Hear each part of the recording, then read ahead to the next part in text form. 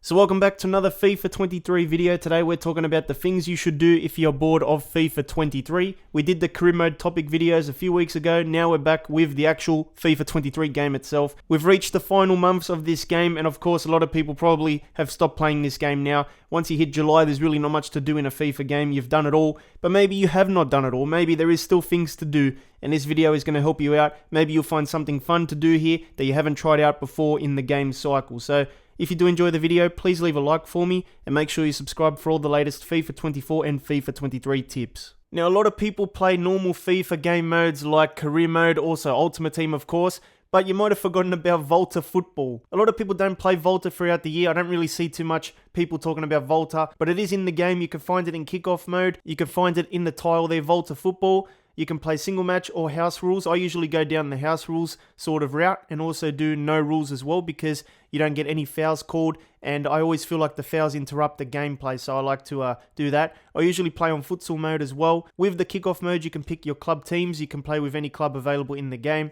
and obviously there's many different kinds of grounds you can play at. Rome, Dubai, Volta Stadium, Milan, and Sydney, which is one of my favorites. And then we've got new ones as well this year that came. I don't know which ones exactly are new, but they do look new, some of them. So there's plenty of different grounds, and I think we'll do Sydney for this one. Volta is like FIFA Street, and they've made the gameplay better over the years as well. They have improved it from when it first came out in FIFA 20. I don't really put too many hours into this mode though, so it's not a game mode that I visit often. But sometimes when you're bored, sometimes when you want to do something a little bit different, there is the Volta Football option available. Now, Volta is just not about club teams and kickoff mode. You can do other things if you go to the Pro Clubs and Volta Football section of the menu and you click on Volta Football. You can see that Volta has many different things. There is even like a season pass, which I haven't completed anything of.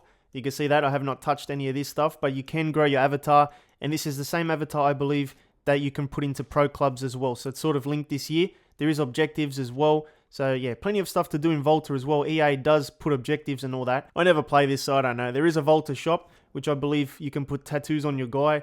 And I think there's Volta coins as well, or FIFA points you can use here, of course. How come you can put glasses on your guy in Volta, even a mask, but you can't put them on in career mode? Doesn't make any sense. Look at this, tattoos as well. Doesn't make any sense. Once again, career mode people are the last people to get anything good. There is 3 modes to play here, and the first one is Volta Squads. Join up to 3 other players in an online match against another squad.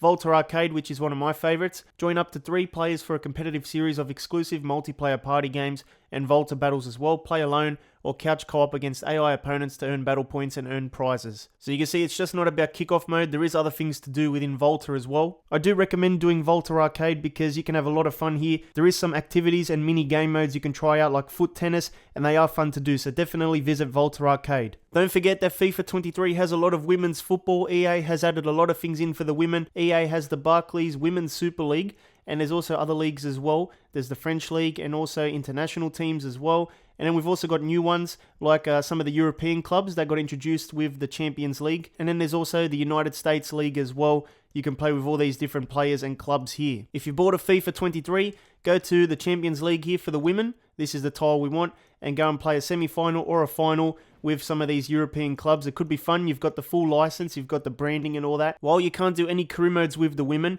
if you do go to tournament mode, you can do a Women's Champions League, a Women's International Cup, and you should definitely check out the latest DLC from EA, the Women's World Cup. Currently the tournament is on in real life, so it's a great time to actually play this DLC. I actually did one with Australia, and I actually enjoyed it. I think Sam Kerr scored about 17 goals, I'm not even joking. Now, a lot of people play career mode, but don't forget we do have tournament mode in the game as well, where you can sort of do career mode, but it's not really the same as career mode, if you know what I mean. If you go down the whole domestic tournaments route, you can play full leagues and cup competitions. So let's say you wanted to do a Premier League tournament mode. Basically, you would have the Premier League season, except you can't do any career mode stuff like objectives, transfers, and whatever else comes with career mode. You just basically play the games with the team you've got, and you don't have to worry about morale and press conferences. If you go down the cup competitions, you could choose to play just a cup for any cup in the game, I guess. Of course, you've got the Libertadores tournament and also the Champions League as well if you just want to play those tournaments. So tournament mode is not a bad feature at all because it just basically concentrates on whatever tournament you want to actually play. You can see here there's no career mode stuff. and you just play your tournament, manage your squad, edit your players, and that's basically it. I think this is a good alternative to career mode because sometimes you just want to play one cup competition like a Carabao Cup or even an FA Cup without playing all the Premier League matches and all that kind of stuff. Don't forget, in tournament mode, you can also do a custom tournament. So let's say none of these domestic official ones what you want to do. You just create your own one and basically put the teams you want. You can do knockout or group and knockout, league as well. So if you wanted to do like a European Premier League with all the best clubs, you could do that tournament. You can go up to probably 24 teams there in a league. Auto-fill the teams if you want, or you customize it yourself.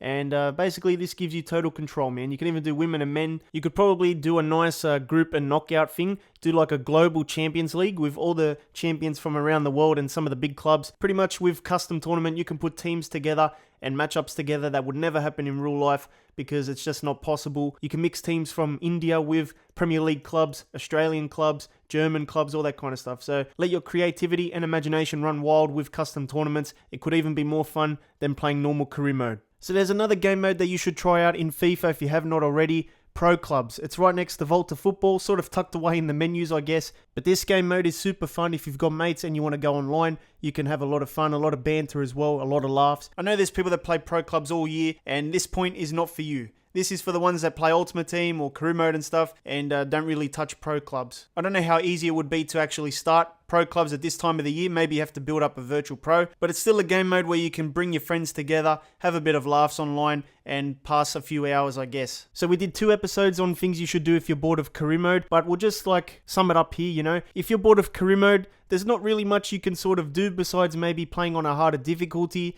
like Ultimate difficulty with competitor mode on and also player-based difficulty on. That will definitely give you a challenge and you probably will break your controller. Of course, you can try and come up with new Career Mode objectives like a road to glory, a rebuild, financial takeovers, even negotiation strictness on hard or strict, whatever it's called. You know, they're the only things you can do in the settings. There's not really much else you can do if you've played career mode the whole year. There's also other career mode games out there like Football Manager. You can get it on the PC or even the Xbox. I do recommend the PC version over the Xbox though. We've just reached that stage where the cycle is almost over for FIFA 23. Now is the perfect time to try something different for the next 2 or 3 months and then get back into FIFA when EA Sports FC comes out. I keep calling it FIFA. I know I have to change it up. Now's the perfect time to try out maybe a different sports game like F1. There's also Madden coming out. There's also WWE 2K. If you're not a sports person, of course, there's other games out there that you can try out. There's new releases coming around September, you know, so it's not just FIFA that comes out every year. If you're a person that doesn't want to spend a lot of money on games, then why not get Game Pass for a month or 3 months? Why not try out the PlayStation version of that as well? They've got many different titles to suit your needs. I'm sure you'll find something to play there. This would probably be the best time to take a break from the game and then come back fresh for the next game in a few months' time. So why not give yourself a bit of a break and play something different as well. After all that, if you still need your FIFA fix, of course, you can always go back and play the Journey or also have fun in an older FIFA game as well. You can't go wrong with those 2 options.